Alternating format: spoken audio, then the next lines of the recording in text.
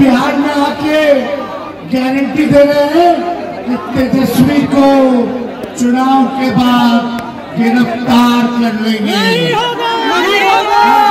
तेजस्वी परसा आके गारंटी दे रहा है, नौकरी देने का गारंटी दे रहा है।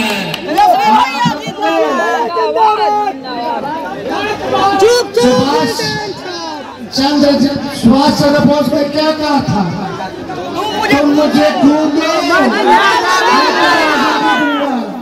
आज तेजस्वी कहता है तुम मुझे वोट दो, मैं तुम्हें नौकरी दूंगा।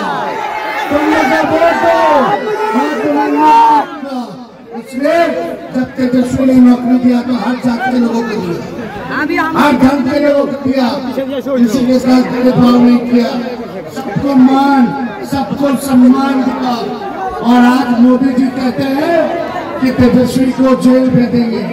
तेजस्वी का क्या गुनाह है? 5 लाख नौकरी दिया, 3 लाख प्रक्रियाधीन कराया, 4.5 लाख नियोजित शिक्षक को राजकीय कर्मी का दर्जा दिया, इन्वेस्टर मीट करा के निवेशकों से बिहार में निवेश के लिए 50,000 करोड़ का MOU साइन करवाया। तेजस्वी का क्या गुनाह है कि पिछड़ों का, अति पिछड़ों का, दलितों का, आदिवासियों का 75% देश में सबसे ज्यादा आरक्षण दिलवाने का काम किया, जाति आधारित गणना कराने का काम किया।